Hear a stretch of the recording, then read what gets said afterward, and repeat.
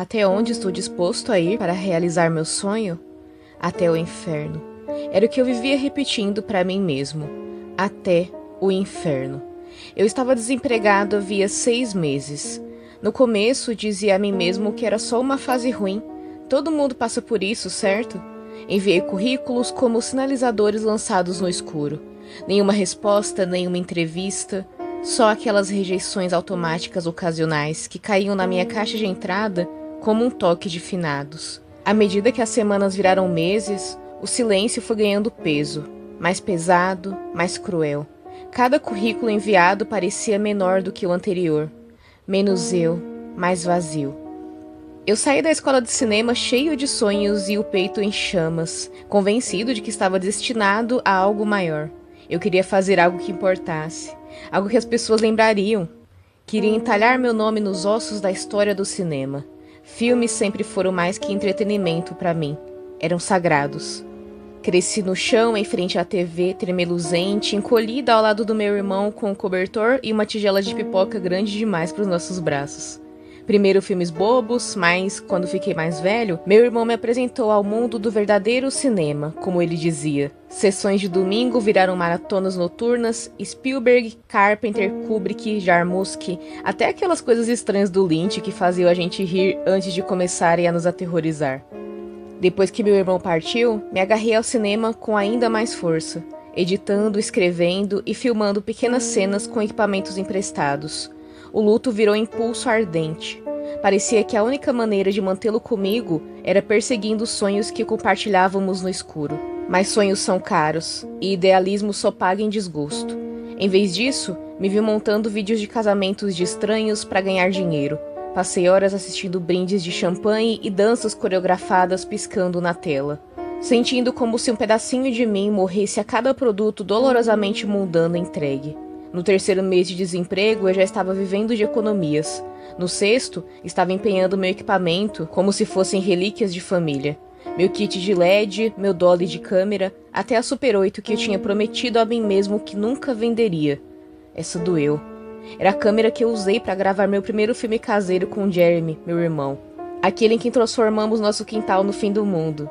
Eu tinha insistido em um cenário de apocalipse zumbi.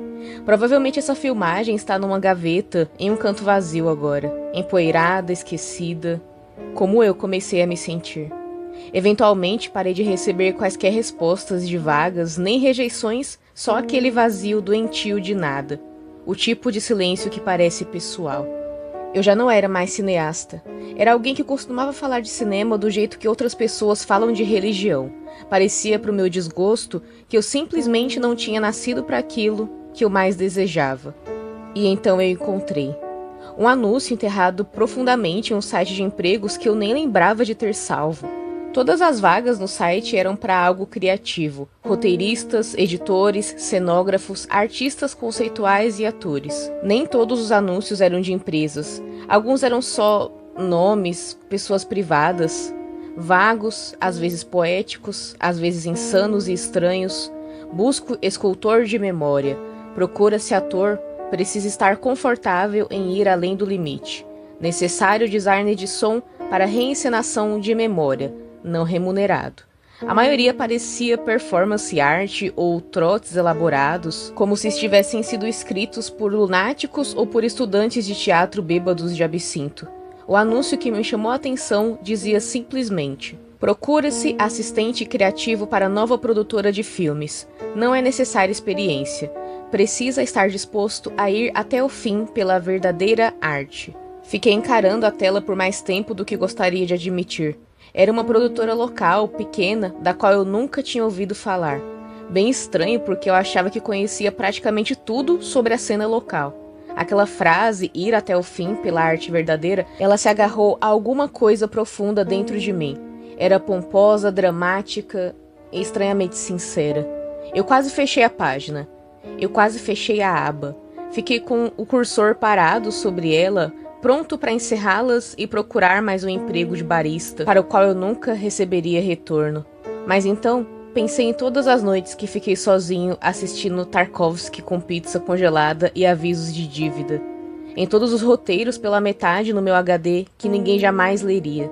Então cliquei em candidatar-se. Eu dei tudo de mim nisso. Uma última prece lançada ao vazio. Fiz um currículo pessoal e uma carta de motivação que detalhava minha paixão pelo cinema, minha disposição de ir até o fim pela verdadeira arte, o que quer que isso significasse. Apertei em enviar. 2 dias depois recebi uma resposta. Era só uma frase. Gostaríamos de conhecê-lo. Anexo, o endereço de um galpão na beira da cidade, perto dos docks. Intrigado com a estranheza de tudo, decidi tentar. O prédio não parecia um estúdio, não por fora. Era mais como um bloco de escritórios abandonado, escondido atrás de uma loja de ferragens fechada e uma lavanderia de fichas antigas. O tipo de lugar que você esperaria encontrar canos vazando, luzes piscando e ratos. Não cineastas. Entrei e o ar me atingiu na hora. Era frio e úmido, com um toque químico e metálico como sangue e cobre. O saguão era quase vazio, salvo por uma planta morta no canto e uma luz zumbindo no teto, que parecia prestes a se soltar a qualquer momento. Uma mulher vestida inteiramente de preto, magra, pálida, segurando uma prancheta apertada contra o peito, surgiu de trás de uma porta estreita sem fazer som algum. O sorriso era educado, mas os olhos não sorriam. "Me siga", ela disse. O corredor por onde ela me guiou era silencioso demais. O carpete abafava cada passo. Em algum lugar profundo do prédio, achei ter ouvido alguém cantando. Devagar, desafinado, com voz infantil, mas o som sumiu tão rápido quanto veio. Ela me levou a uma sala estreita com uma mesa dobrável e 3 cadeiras, uma das quais eu deveria ocupar. 2 pessoas já estavam sentadas do outro lado, um homem e uma mulher. Uns 40 e poucos anos, roupas alinhadas, rostos ocos, pareciam exatamente como você imaginaria produtores de cinema indie, se alguém tivesse descrito o conceito a um escultor que nunca viu o ser humano de verdade. Tudo neles era um pouco errado. O cabelo perfeito demais, os sorrisos tensos demais, os olhos grandes e úmidos demais, como se nunca tivessem piscado. Jamais. "Obrigado por vir", disse o homem. A voz era profunda e lenta, como se ele estivesse escolhendo cada palavra dentro de uma gaveta trancada. A mulher assentiu e seus olhos incrivelmente penetrantes encontraram os meus. Um arrepio percorreu meu corpo. Havia algo no jeito que ela me olhava que parecia errado, como se estivesse olhando através de mim. "Não buscamos experiência, só convicção e dedicação", ela disse. As perguntas começaram banais. "Qual é o seu filme preferido? Que tipo de histórias você quer contar?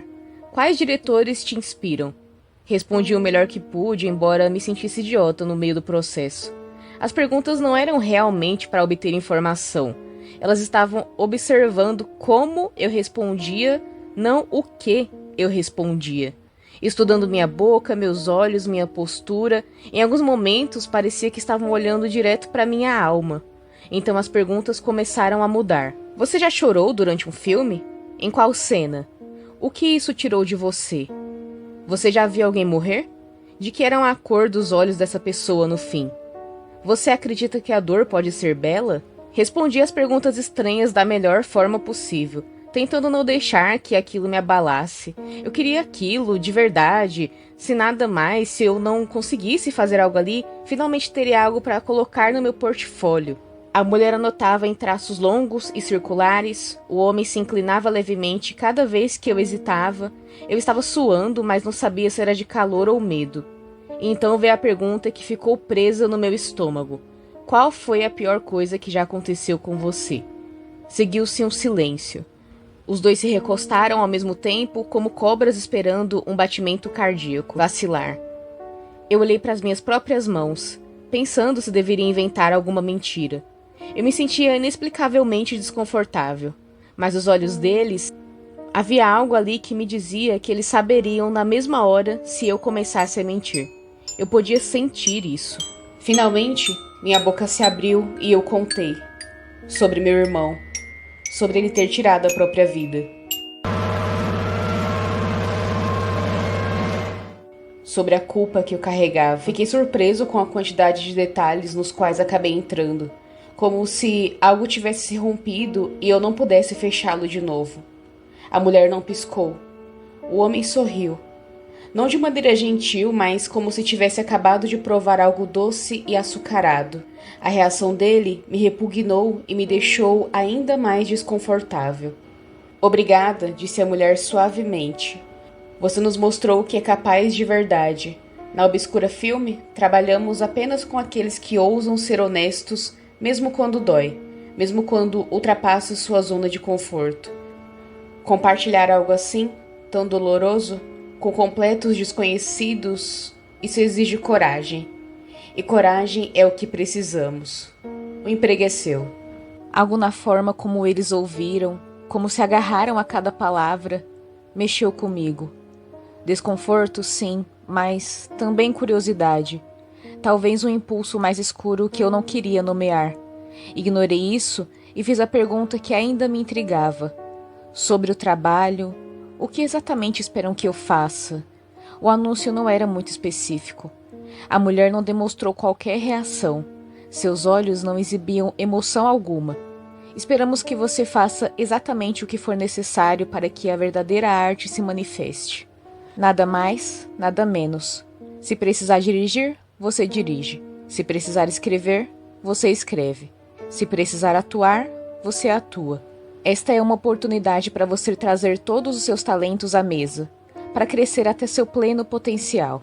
Assenti educadamente, mas aquela resposta não me trouxe clareza alguma. Como eu viria a descobrir, clareza não era algo que eles prezavam muito. Meu primeiro dia seria na segunda-feira seguinte. Eu estava nervoso, mas também animado.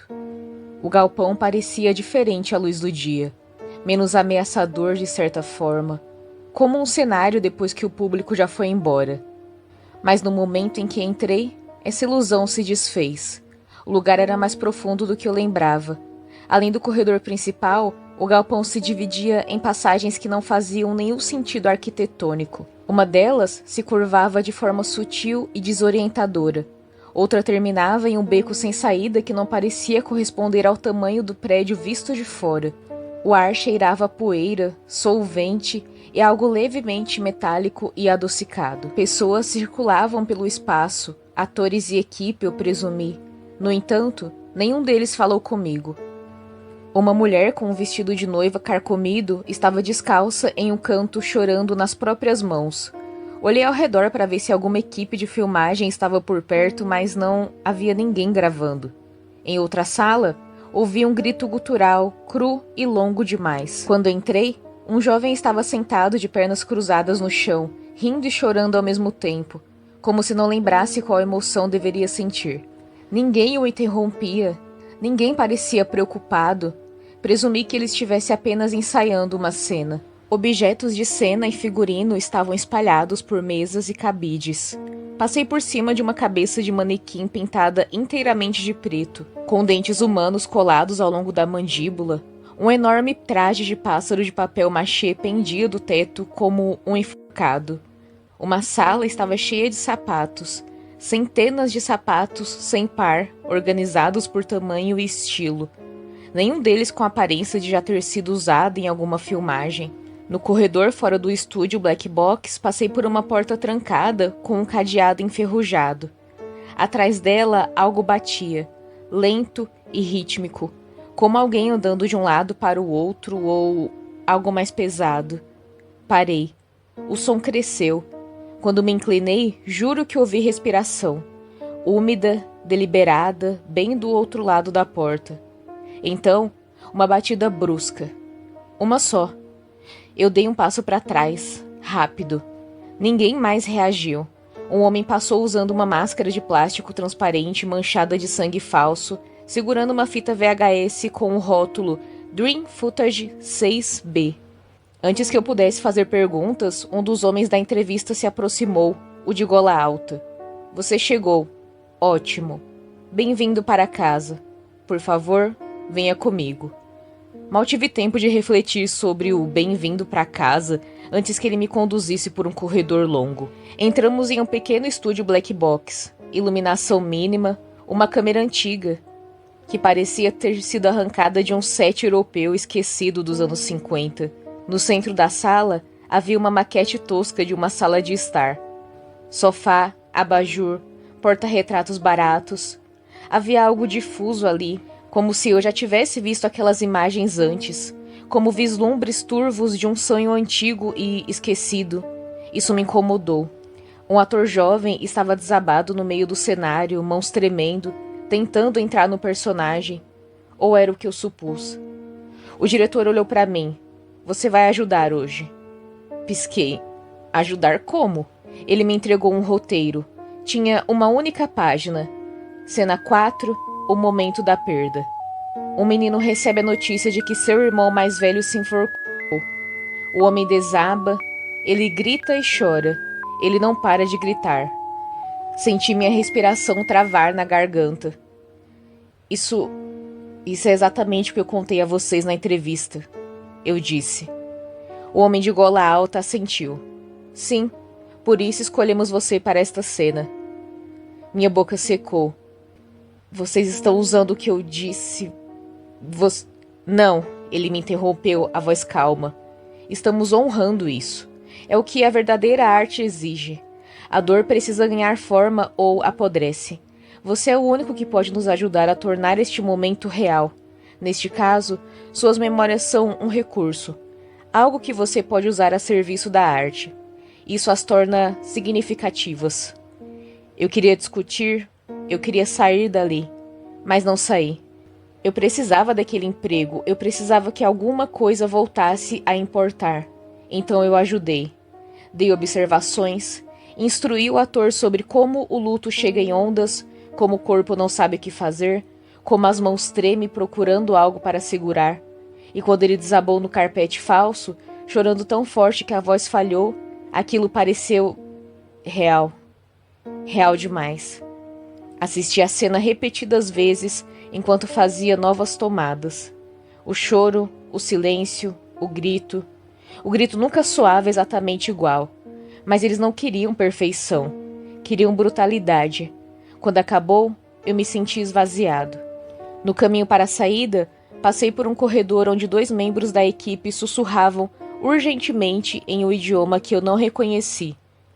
Um deles me viu e imediatamente parou de falar. Ele sorriu rápido demais. O outro virou de costas e desapareceu por um corredor marcado como arquivo. Só mais um segredo em um lugar que parecia conter nada além de mistérios, imaginei.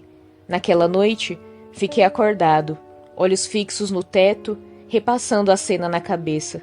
Eu não conseguia me livrar da sensação de que algo tinha sido tirado de mim. Não algo que eu tivesse dado de bom grado, mas então pensei no ator. Sua atuação tinha sido verdadeira. Talvez desconfortavelmente verdadeira. Talvez essa fosse a intenção. Talvez eles estivessem certos. Talvez transformar minha experiência em algo maior fosse melhor do que deixá-la apodrecer dentro de mim. Disse a mim mesmo que voltaria no dia seguinte. Só por um pouco mais de tempo. Só até conseguir recuperar meu equilíbrio. O dia 2 começou mais cedo do que eu esperava.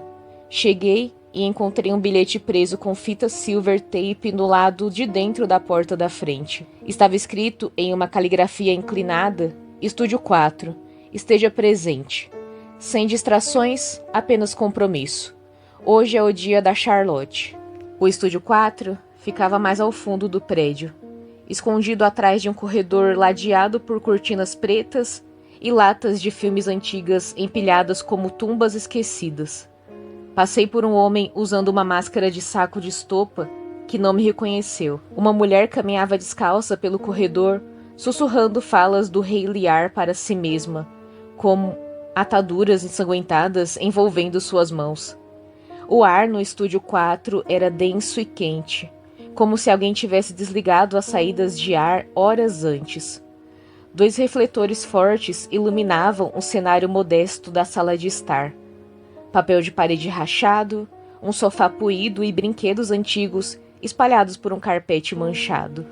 No centro estava um homem de camiseta regata e calças sociais. Ele estava vermelho, peito largo, andando de um lado para o outro.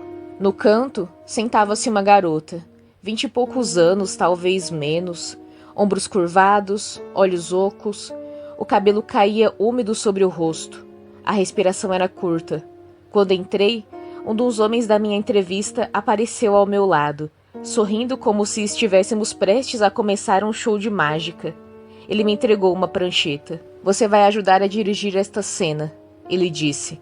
Queremos verdade crua, sem polimento, sem barreiras. Olhei para as anotações. Objetivo da cena: confronto. A filha se recusa a perdoar o pai. O pai intensifica. Reação em tempo real. Filmar até o ponto de ruptura. Parecia simples o bastante, mas notei que a mulher fazendo o papel da filha estava estranhamente à flor da pele, como se já estivesse desmoronando antes mesmo de as câmeras começarem a rodar. Se ela estava entrando no personagem, era uma atriz e tanto. O homem da entrevista percebeu meu olhar persistente e confuso.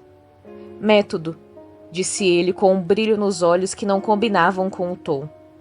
Eles não saem do personagem. Nunca. Eles conhecem os limites, assinaram os termos. Cada um viveu isso. Uma filha abusada, um pai abusivo. Tem que ser o mais real possível. Como se fosse combinado, o homem se virou e deu um tapa forte no rosto da garota. O som estalou pela sala como um chicote. Não havia chance de aquilo ser falso. Ela não gritou, apenas estremeceu, engoliu a dor e o encarou com uma resistência trêmula. Cambaleei para frente. Ei, que merda é essa? O diretor que eu deveria auxiliar me segurou pelo braço. Não interrompa, ele sibilou. Você vai arruinar a tomada. Aquilo pareceu real. Foi real. Essa é a ideia. Olhei para a garota de novo. O lábio dela estava sangrando. Só um pouco. Seus olhos desviaram para mim. Era um pedido de ajuda ou atuação? Eu já não sabia mais. Dor. O diretor murmurou. É assim que cavamos até o tutano. Você disse que estava pronto para ir até o fim, não disse? Estamos todos prontos para sangrar pela arte. Se você não estiver, então talvez... Me encolhi.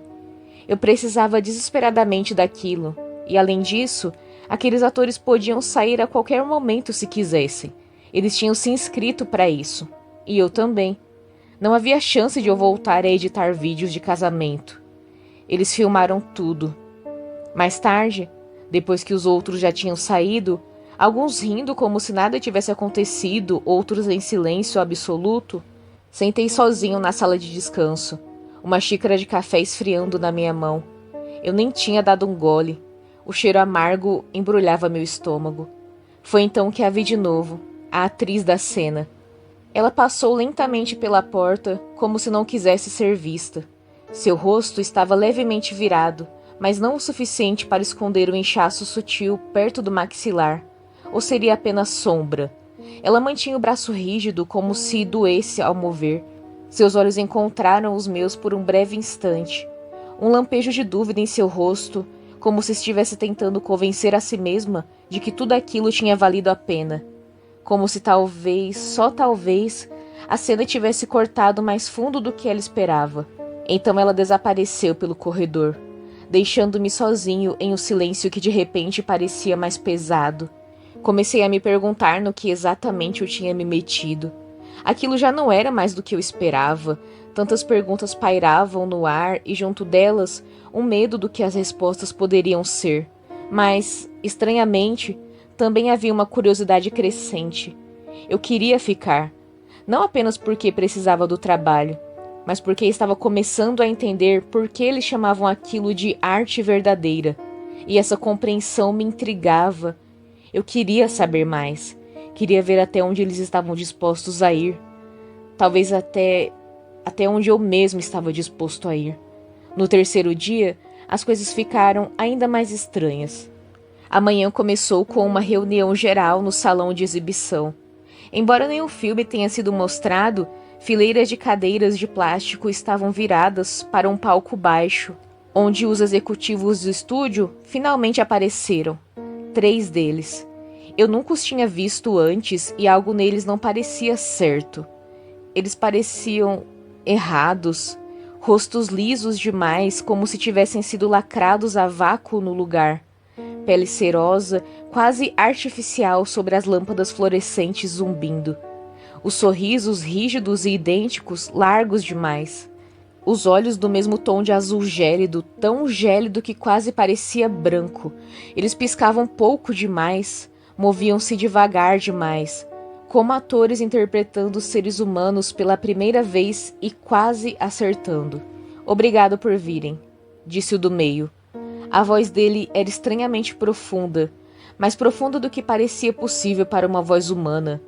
Sabemos que alguns de vocês estão cansados, talvez até confusos. O sorriso não se mexeu. Mas isso é bom, continuou. Todo começo é difícil. A dúvida faz parte do processo. A dúvida significa que estamos perto da barreira de algo significativo. E é na beira que a verdadeira arte começa. Os outros dois assentiram em perfeita sincronia, como marionetes compartilhando um único cérebro. Pedimos sua confiança. Pedimos que continuem se entregando a este trabalho, mesmo quando dói. Especialmente quando dói. No fim, cada quadro que capturarmos será a prova de que vocês importaram, de que nós importamos. Este estúdio, vocês, farão história. Houve alguns aplausos dispersos. Algumas pessoas murmuraram palavras de aprovação. Eu também bati palmas, mas minhas mãos pareciam dormentes. Olhei ao redor, e então me atingiu. Todas aquelas pessoas reunidas ali, reconheci o olhar nos olhos delas. Eu já o tinha visto no espelho. Desespero, um anseio de pertencer a algum lugar, um lugar que importasse, um lugar que as tornasse alguém. Depois disso, me entregaram uma pasta parda com a cena do dia. Abri e minha respiração travou. Uma página. Diálogo mínimo. 2 garotos sentados no chão da sala. Um forte de cobertores. Giz de cera. Pratos com sanduíches de queijo quente cortados em formas de dinossauro. Meu estômago afundou. Eu me lembrava daquilo. Eu tinha uns 10 anos. Meu irmão Jeremy tinha 15. Mais velho, mais legal, já com um pé no mundo além de mim. Mas naquele dia, nada disso importava. Eu estava doente havia dias, encolhido no sofá sob um cobertor felpudo. Membros doloridos, pele queimando de febre, o tipo de gripe que faz o teto borrar e as horas virarem estática. Nossos pais estavam no trabalho, cansados e sobrecarregados. Mas Jeremy ficou em casa. Disse que a escola podia esperar. Ele jogou as almofadas do sofá para o chão e jogou um cobertor por cima de 2 cadeiras, construindo um forte torto que brilhava suavemente por dentro. Empilhou várias fitas VHS empoeiradas, O Gigante de Ferro, Jurassic Park, Indiana Jones, e disse que faríamos um festival de filmes. Só nós dois. Cinema do dia doente. Depois desapareceu na cozinha. Ouvi panelas batendo, ouvi ele resmungar como um cientista maluco. Quando voltou, trazia um prato de plástico nas mãos. Nele, 2 sanduíches de queijo quente, cada um cortado de uma forma torta, mas inconfundivelmente em forma de dinossauros. Ele me entregou como se fosse uma oferenda sagrada. Come rápido, ele disse, com os olhos arregalados num tom sério fingido. Ou eles vão comer você primeiro. Eu ri tanto que achei que fosse vomitar. Minha cabeça latejava, minha garganta queimava, mas, por alguns instantes, nada disso importava. Foi perfeito. Um momento pequeno e bobo, envolto em calor, gordura de queijo derretido e a segurança que só um irmão mais velho pode dar. Esse dia se tornou sagrado na minha memória, um dos poucos intocados pelo que veio depois, intocados pela imagem do corpo dele pendurado no teto, pela culpa, pela dúvida, pela ausência ardente que nunca se apagou. Naquele momento, Jeremy não era apenas meu irmão, ele era o meu mundo inteiro. Mas a cena que eu tinha nas mãos não era essa lembrança. Ela vestia sua pele, mas algo estava profundamente, horrivelmente errado. O cabeçalho dizia: interior, forte de cobertor. Dia, roteiro bruto, espaço para improviso. Tal como tinha sido. As almofadas do sofá, o dossel de cobertor, o brilho suave de uma lanterna equilibrada num balde de plástico. Um prato com sanduíches de queijo quente cortados como dinossauros. Mas então, irmão mais velho, 15 anos. Sorriso o mais largo que conseguir. Você tem que comer todos, você prometeu. Irmão mais novo, 10 anos. Eu não quero, eles parecem estranhos. Irmão mais velho, culpando o irmão mais novo. Tristeza no tom, como se uma traição tivesse acontecido. Isso foi o melhor que consegui. Você não gosta? Eu fiz só pra você. Todo o meu amor está aí. Direção de cena. O menino mais novo hesita. Ele pega um sanduíche, morde, um crunch agudo demais. Ele recua. Sangue escorre da boca. Irmão mais novo, abalado em pânico abafado. Dói. Mais sangue. Ele abre o sanduíche. Está cheio de cacos de vidro. E então, o irmão mais velho, com olhos mortos, sem nenhuma expressão. Continue mastigando. Se você não comer rápido, eles vão comer a sua alma. Eu mal conseguia respirar. Meus olhos percorreram o restante do roteiro, enquanto meu estômago se retorcia em protesto. Continuava de forma fria, precisa, descrevendo como o menino tenta gritar, mas sua língua já está cortada. Como o irmão fica sentado no canto do forte, observando, sem piscar. Irmão mais velho. A história não termina até que a boca fique quieta. Apertei a pasta com mais força, o papel se amassando sob meus dedos.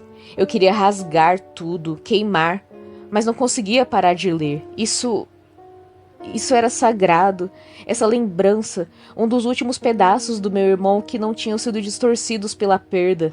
Um dia que eu mantinha trancado em um canto silencioso da minha mente, precioso demais para ser dito em voz alta, e ainda assim ali estava, esfolado, profanado. Ninguém poderia saber. Eu nunca contei a ninguém pelo que me lembro, certamente não a eles, mas de alguma forma eles encontraram isso. E pior, transformaram tudo nessa abominação. Confrontei um dos diretores criativos durante o intervalo. O mesmo homem que, na entrevista, tinha me perguntado qual era a pior coisa que já tinha acontecido comigo. Ele me olhou com olhos bem abertos, sem piscar, calmos, reverentes. Não estamos recriando sua dor, ele disse. Estamos dando forma a ela, deixando-a respirar, para que ela possa significar algo além de perda. Escute, eu sei que isso parece pouco convencional, mas é uma meditação sobre como nossas memórias são distorcidas e transformadas em coisas monstruosas quando tentamos processar a dor e o luto. Você deve entender isso em algum nível. Você é uma força criativa tão intensa, tão focada, só precisa deixar isso sair. Isso já significava algo. Eu não posso dirigir essa monstruosidade. Ele não discutiu, só assentiu lentamente. Você não estaria aqui se não acreditasse no que estamos fazendo. Dê tempo, você vai entender.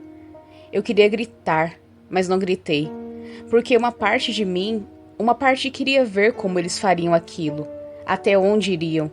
Essa parte me apavorava, mas também me manteve na sala. Quando chamaram ação, o ar mudou. O silêncio no estúdio se adensou, completo demais, como se o próprio som tivesse avisado para ficar longe. Um frio percorreu minha nuca. Embora as luzes acima estivessem sufocantes, o cenário parecia simples.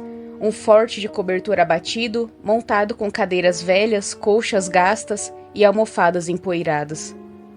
Um domínio infantil construído para conforto, para segurança. Mas havia algo errado.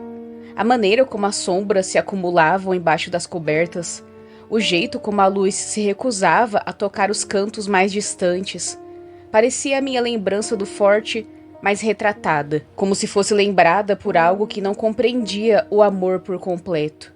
2 garotos estavam sentados de pernas cruzadas lá dentro, um mais velho, outro mais novo. O mais velho empurrou para frente um prato lascado com 3 sanduíches, em forma de dinossauro, manteiga de amendoim com geleia, as bordas mal cortadas. Era o reflexo de um dia que eu lembrava com nitidez. Tinha sido quente, humano, gentil. Isso não era. Come, disse o garoto mais velho. A voz dele não era cruel. Não era nada.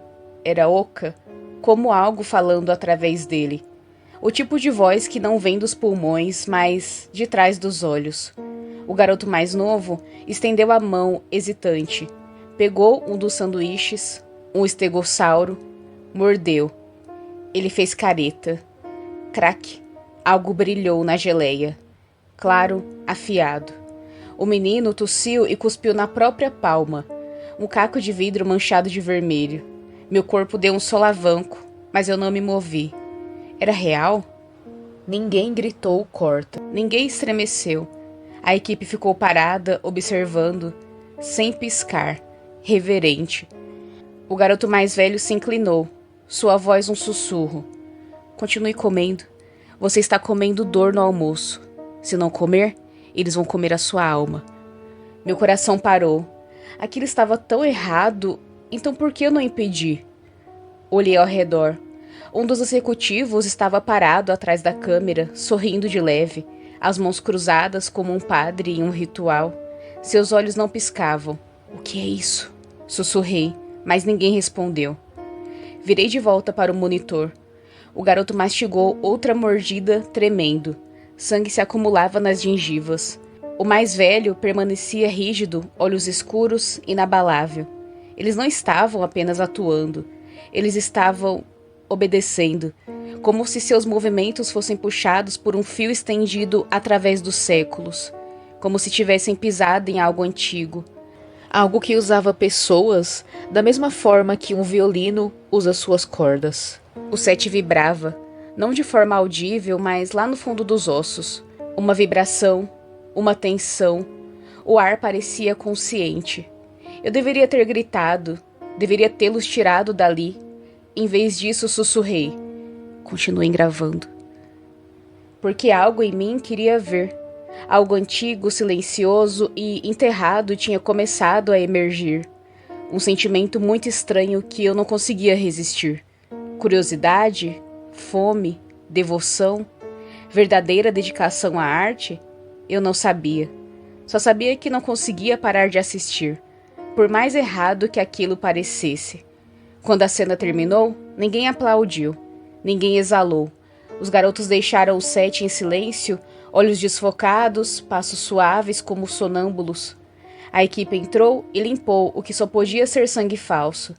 Com certeza, eles não tinham feito aquela criança comer vidro de verdade. Crianças não aceitariam algo assim, nem poderiam. Uma mentira que eu me contei para justificar continuar. Ainda assim, meu coração batia forte, meus ouvidos zumbiam, sabendo que eu tinha cruzado um limite invisível. Um dos produtores deu um tapa leve nas minhas costas.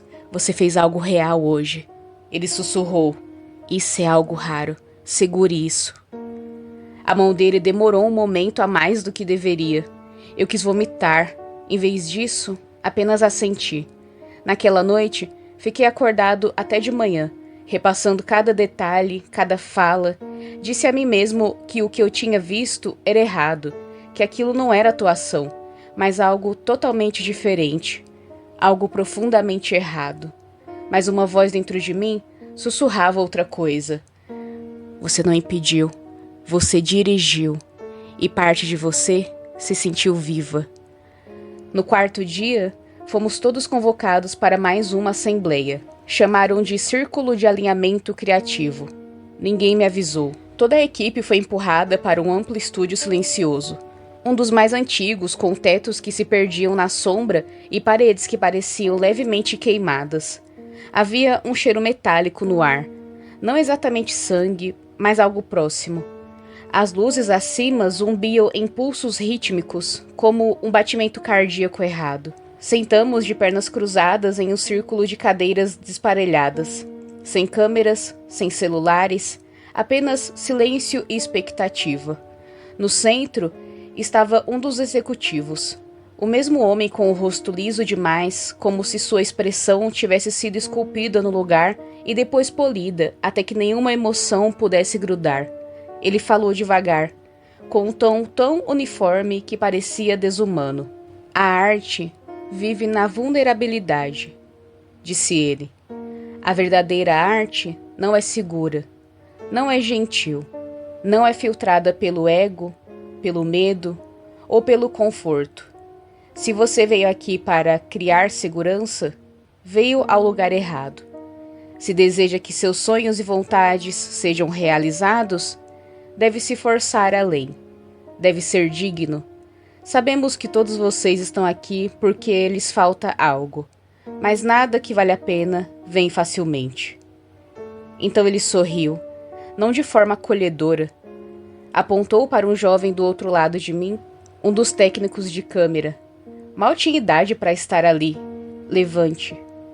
O técnico se levantou, tremendo levemente.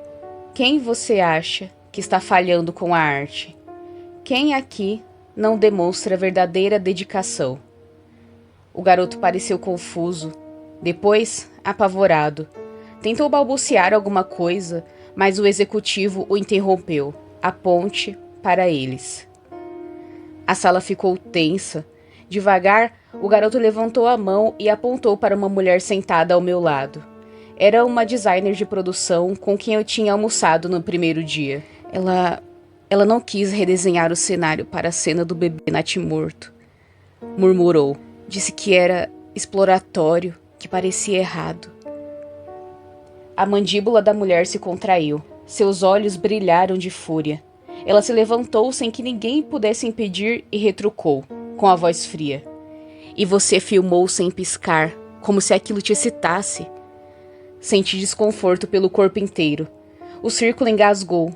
Alguns riram. O executivo bateu palmas uma vez alto. Ótimo, mais, disse o executivo friamente. E assim a sala virou. Eles chamavam de feedback, mas era esfolamento.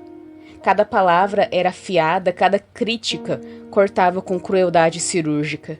Vi figurinistas tímidos estraçalharem estagiários por covardia, editores acusarem atores de vaidade. Alguém chamou a cena de trauma de um diretor de emocionalmente flácida. Era carnificina psicológica pura. E quando chegou minha vez, eu estava pronto para mentir. Ia dizer algo superficial, diplomático, mas senti olhos sobre mim. Não só os executivos, algo mais, observando através deles. Uma presença que pairava desde o primeiro dia em que entrei naquele lugar. Apontei para um homem de meia idade com ar quieto, quase acadêmico. Ele hesita antes de cada tomada, eu disse, como se tivesse medo do que pode acontecer se a cena ficar real demais. Não acho que ele tenha isso dentro dele. Ele é mole demais. Ele estremeceu, mas assentiu. Uma lágrima escorreu por sua bochecha. O círculo seguiu adiante. Eu odiei o quanto aquilo me satisfez, o quanto pareceu puro, como um veneno facilmente deixando minha corrente sanguínea. Mas enquanto o exercício terminava, notei algo. Ninguém havia saído do círculo ileso. Mesmo aqueles que ofereceram as críticas mais duras tinham sido feridos. Não havia triunfo, apenas pele afinando. Eu mesmo tinha sido reduzido a tiras, mas isso só deixou em mim a sensação de que eu poderia fazer melhor. Como se alguma força invisível tivesse tomado o controle, me empurrando em direção à perfeição. Quando o executivo nos dispensou, suas palavras finais soaram como uma bênção e uma maldição. Lembrem-se, criação e destruição são duas faces da mesma moeda. Seus desejos mais profundos podem se revelar ocos diante do que existe além do limite de sua imaginação. No quinto dia, me pediram para atuar. Algo pequeno. Só você dessa vez, disse uma das produtoras naquela manhã. O batom vermelho demais, os dentes brancos demais. A voz calma demais, como alguém que treinou o soar humano diante de um espelho. Uma peça sobre o silêncio, ela disse. Um homem confrontando a ausência de som diante de um terror indescritível. Parecia bobagem, mas tudo ali parecia. Então eu apenas assenti, porque assentir era mais fácil do que fazer perguntas. Eles chamaram de cena 47, o voto, sem roteiro, apenas um figurino que não era figurino, um boletom que eu não usava desde o ensino médio, meus tênis velhos com os mesmos arranhões, o mesmo cadarço arrebentado. Não eram réplicas, eram meus. Eu já nem me perguntava mais como diabos eles sabiam sobre minhas memórias privadas. Eu estava cada vez mais num tipo de transe que ativava assim que eu pisava no estúdio. O cenário era uma clareira na floresta, uma réplica quase perfeita do lugar onde Jeremy e eu íamos quando nossa casa ficava barulhenta demais. Chamávamos de acampamento base. O cheiro era exato, pinho, folhas molhadas de fumaça distante de lenha. um tipo de precisão sensorial que nenhum orçamento poderia comprar. As árvores, porém, estavam erradas, ordenadas demais, quietas demais, mas a luz agonizante, aquele sol alaranjado de fim de outono atravessando os galhos, aquilo era real, ou parecia real o suficiente. Não havia mais ninguém, só eu, uma réplica da minha velha BMX. Então uma voz de algum lugar invisível crepitou: apenas esteja no momento. Deixe voltar. Diga o que você disse naquele dia. Lembre-se do que ele te disse. E eu lembrei. Jeremy tinha 18 anos e estava prestes a ir para a faculdade. Um último passeio até a floresta. Sem desafios, sem brincadeiras, apenas silêncio. Um silêncio que mudava, que marcaria para sempre o início do fim. Quando tudo mudou. Eu havia perguntado com a voz tremendo: você ainda vai voltar, né? E ele riu, apontou para a clareira. Eu sempre vou estar aqui, idiota. Bem aqui. Você volta e eu te encontro. Foi um dos momentos mais felizes que compartilhamos. Puro, intocado. Mas o que saiu de entre as árvores não era Jeremy. Parecia ele. A mesma caminhada, o mesmo meio sorriso confiante, mas errado. Seus olhos estavam imóveis demais. O sorriso durou tempo demais, como se estivesse preso ali. Ele não piscava. Sentou ao meu lado, como Jeremy havia feito, como a memória queria que ele fizesse. Ator como Jeremy. Você sabe que não pode ficar aqui para sempre. Eu, hesitando. O quê? Ator. Você continuou voltando a esse lugar, esperando encontrar algo que já apodreceu. Meu pulso disparou. Essa não era fala. Nem chegava perto. Mas eu não parei, porque eu não conseguia. As árvores se inclinaram, as sombras na clareira se aprofundaram, dentes escondidos na casca. O próprio ar zumbia, elétrico e errado. Você disse que sempre estaria aqui. Ator. E eu estou? Ele sorriu. Algo estalou atrás dos dentes. Você só não sabia quanto isso custaria. Ele estendeu a mão. Eu estremeci quando ele me tocou. Sua mão estava fria, não a frieza da morte. Algo diferente. Antigo e faminto, fingindo ser familiar. Lágrimas deslizaram pelo meu rosto. Não no tempo certo, não por atuação. A voz oculta voltou, sussurrando entre os galhos. Isso. É isso.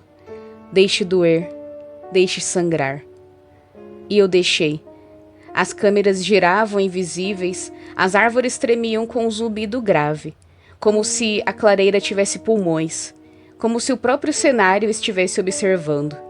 O canto dos pássaros se distorceu em murmúrios baixos, linguagem sem sentido, emoções expostas. Dê tudo, sangre para o enquadramento, mostre que é digno.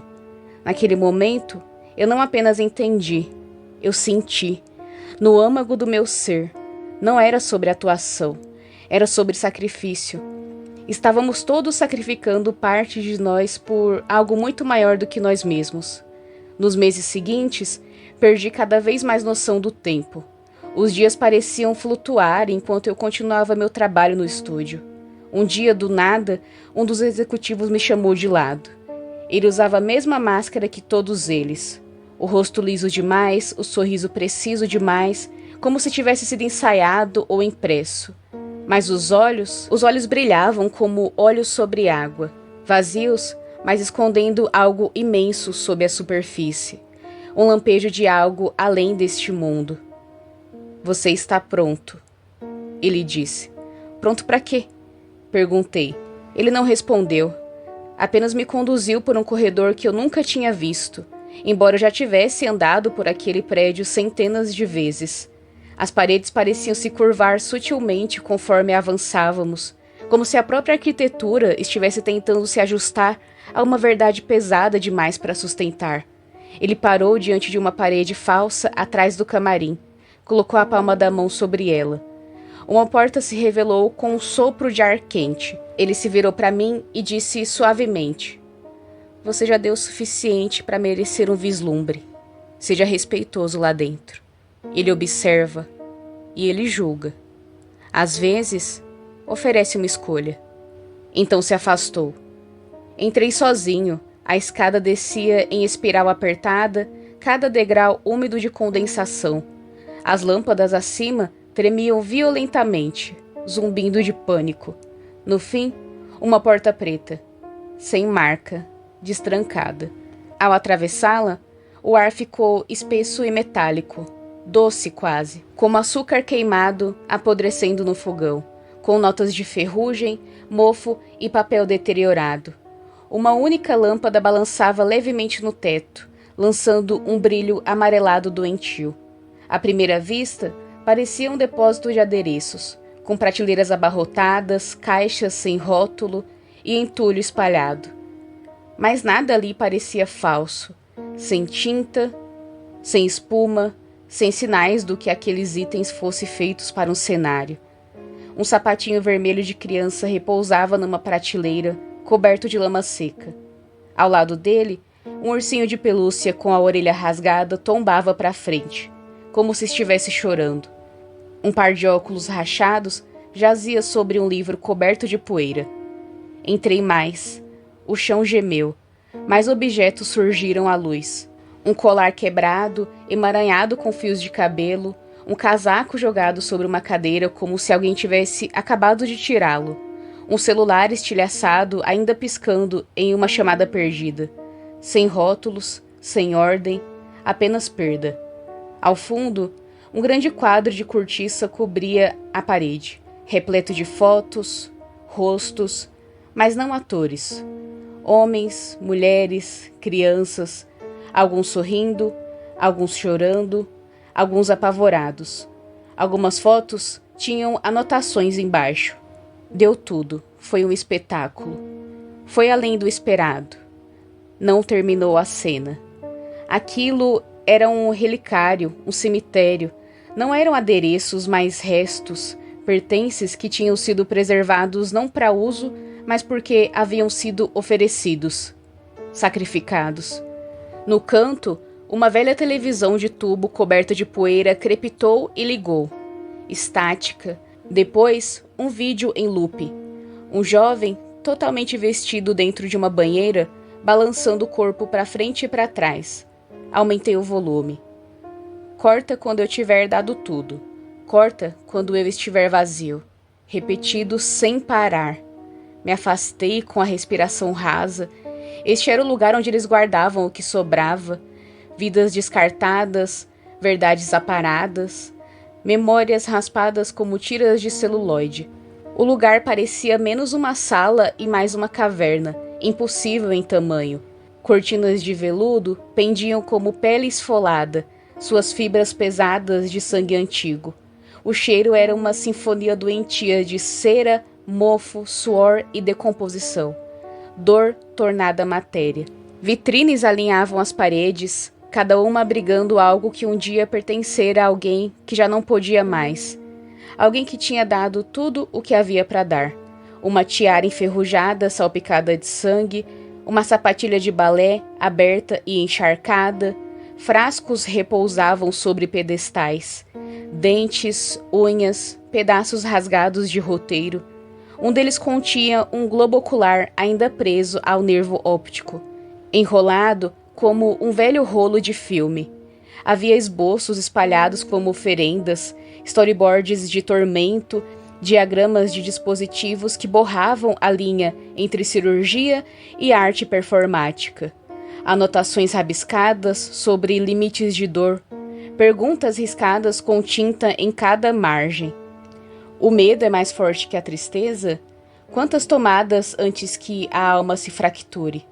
Gritos soam melhor em mono ou estéreo? E então eu vi, quando avancei mais para dentro da sala, um altar, mas essa palavra altar soava blasfemamente inadequada. O que se erguia diante de mim era um ídolo colossal e aterrador. Tinha uns 3 metros de altura, mas, de algum modo, parecia se elevar infinitamente mais, como se o teto se curvasse para longe, temendo sua presença, curvado, mas não por fraqueza. Sua coluna retorcida lembrava rolos de filmes derretidos e fundidos ao osso, como se carregasse o peso de incontáveis confissões, agonia interminável e adoração voyeurística. Seu rosto não era um rosto, apenas um vórtice mutante de bocas congeladas no meio do uivo, dentes gastos de tanto ranger eterno. Lentes rachadas se aninhavam onde deveriam estar os olhos, rangendo umas contra as outras com o estalo agudo de vidro quebrando. Você não via seu reflexo nelas, via aquilo que se recusava a admitir, algo partido. Um grito esmagador interminável parecia circular no ar em repetição, como se sempre tivesse estado ali. Os braços do ídolo se estendiam no gesto entre abraço e crucificação. Numa mão, segurava uma câmera portátil, preta, antiga, e que emitia um zumbido suave, como algo vivo. Na outra, um pincel com a ponta feita de algo que poderia ser tutano ou massa cinzenta, ainda úmido, ainda tremeluzindo. Enrolado à sua cintura como a estola de um sacerdote, havia um cinto de cabos de áudio e detritos humanos, tufos de cabelo embolado, dentes quebrados, tendões ressecados como fitas e entranhas secas transformadas em cordões. Cada fragmento vibrava fracamente, como se tentasse gritar através do estático. Aos seus pés, um altar, não construído, mas crescido, de equipamentos, de partes, monitores com olhos vazios, microfones com línguas enegrecidas, sangue fresco escorria pelo topo do altar, ainda quente.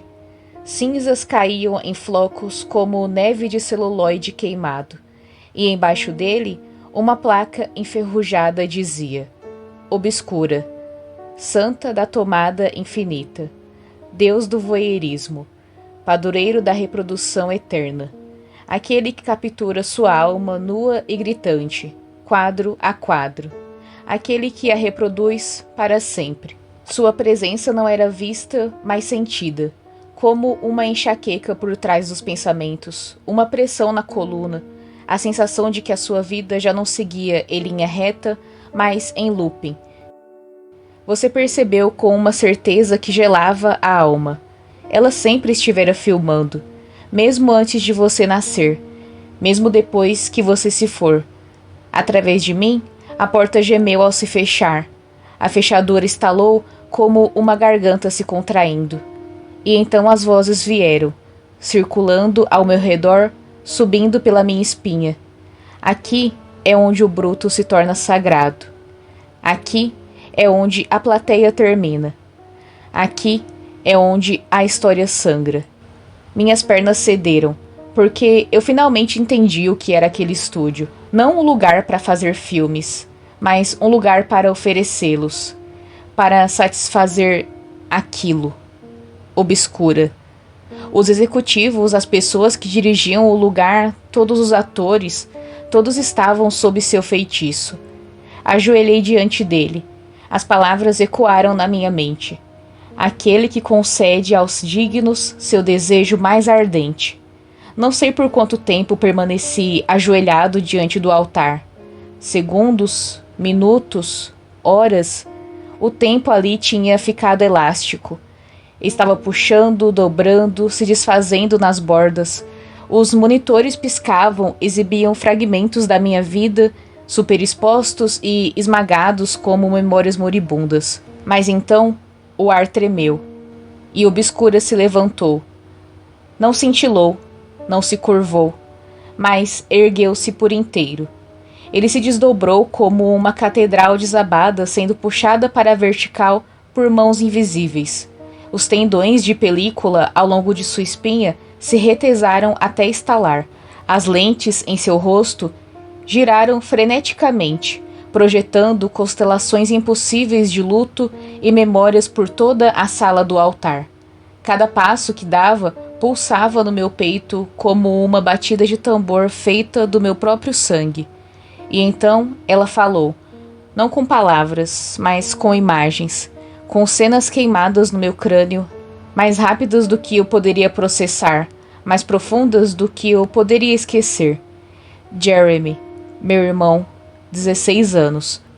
A luz do sol no cabelo dele, a filmadora tremendo em suas mãos enquanto ele ria de uma fala que ensaiáramos centenas de vezes. Usava uma coroa de papel amassada de supermercado, brandindo uma espada de plástico como se fosse Excalibur. Seu sorriso era amplo, imparável, tão real que eu quase podia ouvir o clique metálico do botão de gravação, o zumbido da fita girando. Então, o rolo avançou de repente. Jeremy aos 19. A coroa não estava mais ali, nem a espada, só ele. Desabada ao pé da cama, onde as cortinas nunca abriam, onde a luz nunca chegava. Sua pele pálida, com aquele tipo de exaustão que sono nenhum cura. Seus olhos, ocos, avermelhados, fixos em nada. A voz de Obscura veio em seguida, 1000 vozes em uma só. Executivos de estúdio, atores mortos, críticos, almas condenadas, a minha própria voz cortada, sobreposta, distorcida por filtros de áudio enferrujados. Você quer trazê-lo de volta. Minha boca estava seca, eu não conseguia falar. Você quer reescrever a cena, voltar antes da queda, antes do aperto da corda, antes do corte. Ele deu um passo à frente, as lentes se estreitando. Você pode. Uma nova tela piscou, ganhando vida. Jeremy vivo, não uma memória, não uma alucinação. Real. Ele parecia mais velho, 27 talvez, uma luz tranquila atrás dos olhos, rindo, inteiro, sentado comigo na varanda, conversando sobre nossos velhos filmes caseiros, os filmes que havíamos parado de fazer. A voz de Obscura cortou tudo e interrompeu a memória que nunca aconteceu. Mas algumas histórias exigem sacrifício. Uma segunda tela apareceu. Era eu, de pé num palco, um Oscar na mão, críticos chorando, estudantes citando meu nome como escritura. Uma filmografia empelhada até o céu, imortal. Conhecido, lembrado. Obscura ergueu uma mão. Em sua palma, uma tira enrolada de minha vida ainda por viver. Em um único rolo, mas dividido em 2. E eu entendi. 2 caminhos. Jeremy, vivo, aqui, agora. Mas meu fogo, a paixão que eu tinha, seria extinta para sempre. Eu nunca terminaria outro roteiro. Nunca sentiria de novo aquela fome crua de capturar luz e sombra. As histórias se perderiam, drenadas de mim como sangue. Eu seria ninguém na indústria. Um homem com amor, mas sem legado. Ou grandeza, o ápice, obras-primas gravadas no tempo. Meu trabalho sobreviveria a impérios. Eu encontraria meu lugar entre aqueles que mais admirava. Mas Jeremy continuaria morto, final e inacabado. Um fantasma por trás de cada reflexo de lente. Obscura se inclinou, sua voz agora um sussurro de fita se desenrolando. Escolha. Eu tremia, suor e lágrimas escorriam pelo meu rosto. Obscura inclinou a cabeça. Diga-me, o que você deseja mais? A cena perfeita ou a risada do seu irmão? E eu desabei. Vi a verdade, não apenas sobre a Obscura, mas sobre mim mesmo. Por tanto tempo na minha vida, eu achei que queria grandeza, legado, achei que queria chocar e maravilhar as pessoas. Eu persegui isso como uma maldição. Achei que se eu criasse algo duradouro, a morte de Jeremy não seria em vão. Mas o que eu realmente queria, o que eu sempre quis, era mais um momento comum. Uma risada, uma noite de filme ruim, algo real. Eu estendi a mão para o rolo com o rosto de Jeremy. Obscura não se moveu. Aceitou. E assim que meus dedos se fecharam ao redor daquele rolo, os monitores ficaram pretos. O altar rachou. As veias de celuloide nas paredes explodiram em fogo branco. Eu gritei quando uma sensação estranha atravessou meu corpo e minha mente. como se eu estivesse sendo drenado. Senti o cinema me deixar como uma febre que enfim se rompe. O desejo de imortalizar desapareceu. Eu me lembrei de cada quadro que um dia sonhei filmar e os vi se dissolverem em luz. Atrás de mim, Obscura se erguia, imóvel e ainda assim vivo. Seu corpo colossal de osso, fio, rolos e memória vibrava com uma fome baixa e insaciável. O santuário começou a oscilar ao meu redor. Quadros passaram a se desprender como o celuloide queimado, o cenário desabando em o espaço negativo. A realidade se curvava nas bordas, revelando não tijolo, não arquitetura, mas intenção bruta. Isso não era uma sala, nunca tinha sido. O altar não era uma mesa, era uma pupila dilatada de desejo. As paredes não eram paredes, mas membranas. Camadas finas entre pensamento e exposição. A catedral de carne costurada e filme derretido não era um monumento, mas uma máscara, um disfarce, um traje de reverência estendido sobre algo muito mais antigo, algo que me observava. Obscura, o deus do voyeurismo, não havia nascido, sempre existira. Uma coisa primordial que se alimentava não de sangue ou adoração, mas de visão, de intimidade, da terrível vulnerabilidade que surge quando a dor é tornada pública. Ele não desejava o sofrimento pelo sofrimento, mas pelo que ele revelava. A verdade crua e sem filtros no instante antes do grito. O lampejo nos olhos pouco antes do colapso. Ele queria que você fosse observado, por completo, totalmente, nos seus piores momentos. E para aqueles que julgava dignos, oferecia uma escolha. Você poderia barganhar com Obscura, mas nunca sem custo. Ele podia lhe dar aquilo que você mais desejava. Podia trazer de volta o que foi perdido, costurar tempo e destino como filmagem descartada, remontada em um novo rolo. Podia rebobinar sua alma, reescrever sua história. Mas somente se você oferecesse algo em troca, algo igualmente sagrado. Um sonho, um legado, um futuro que ainda seria seu. Porque o que Obscura desejava não era morte, era narrativa. À minha frente, na escuridão que desabava, uma porta se abriu. Não era uma porta física, não houve rangido nem dobradiças, apenas a sugestão de um limiar se abrindo. E através dele, ele, Jeremy. Ele deu um passo à frente como se nunca tivesse ido embora. O mesmo cabelo escuro desgrenhado, o mesmo sorriso torto. Usava o moletom com que morreu, só que agora estava limpo, intacto. As mãos enfiadas fundo nos bolsos, como sempre. Ele piscou uma vez, devagar, como alguém despertando de um sonho. Oi, ele disse. Uma sílaba, pequena, nada impressionante, mas me atingiu com mais força do que qualquer prêmio poderia. Por um momento, esqueci como ficar de pé. As lágrimas não caíram, desabaram de mim, abruptas, rasgadas. Corri até ele, puxei-o para os meus braços e ele permitiu. Eu o senti de novo, quente, sólido, ali. Mas não totalmente. Havia algo de errado no abraço. Algo no jeito que sua coluna se curvava reta demais. No modo como ele não tremia. No modo como sua respiração falhava, não como alguém tomado pela emoção, mas como um rolo de filme engasgado atrás de uma tela. Afastei-me um pouco, seus olhos encontraram os meus. O mesmo castanho, mas mais profundo, como túneis sem fim, com apenas um fiapo de luz no final. E por um único batimento no meu coração, o sorriso dele tremeu pelas bordas, como se não tivesse certeza de qual direção deveria crescer. Esquerda, direita, tristeza, alegria. Eu quis perguntar, é realmente você? Mas as palavras ficaram presas, suspensas na garganta como um grito nunca acionado. Em vez disso, ele disse: tenho a sensação de que dormi por anos. Oliver, a gente pode só ir para casa e ver um filme? E aquilo bastou. Aquilo era tudo de que eu precisava. Deixamos o santuário para trás, ou talvez ele tenha nos deixado ir. Os corredores se dobraram para dentro de si mesmos, a voz trêmula de um filme sangrando em silêncio. Eu senti algo atrás de mim desabar, não como uma estrutura, mas como um papel, terminando.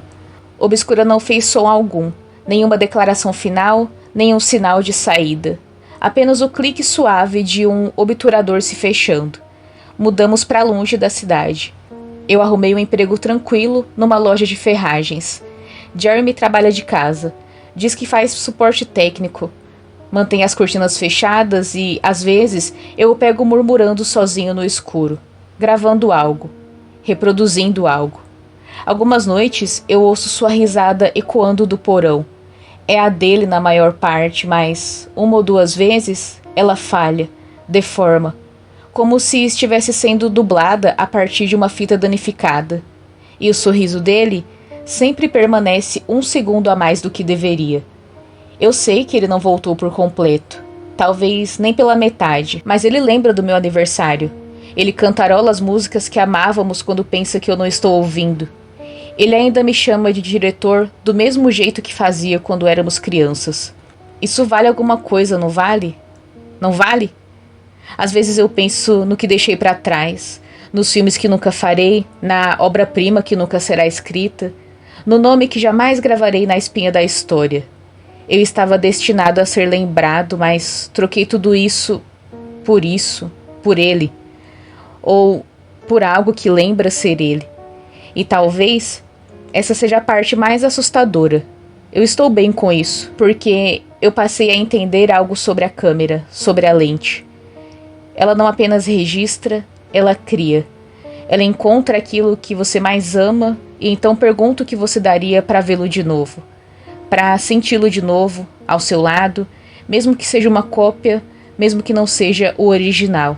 E você aceita porque deseja desesperadamente segurar aquela coisa distante que já foi sua, aqueles tempos aos quais nunca mais poderá voltar. Eu sou suspeita pra falar e talvez isso não soe como surpresa pra ninguém que tá aqui, mas eu sou apaixonada por cinema e eu fiquei apaixonada por essa creepypasta. Desde o começo ela já me atraiu bastante porque o personagem tem esse amor por cinema, então foi algo que eu me identifiquei. E conforme ela foi avançando, a história foi ficando gradualmente mais tensa, ela foi ficando profunda, emocionante. Eu simplesmente amei, me emocionei em vários momentos enquanto eu narrava ela. E eu achei muito interessante essa junção do personagem apaixonado por cinema, tendo que enfrentar essas decisões que literalmente mudariam o futuro dele como mudou, né? Eu gostei muito de como a Obscura foi apresentada, eu achei que ela ficou uma criatura realmente aterrorizante e fez muito sentido o contexto de filmes. A aparência dela mesmo ficou muito coesa, eu achei muito legal, achei assustadora, achei que funcionou, fez sentido e tanto o terror da história quanto a parte emocional dela funcionou demais. Fiquei emocionada em vários momentos da história, eu achei assim, perfeita. E o final dela realmente foi bem melancólico, porque o personagem se vê ali entre ter o futuro que ele sonhava, mas ter alguém que ele queria perto dele mais do que tudo.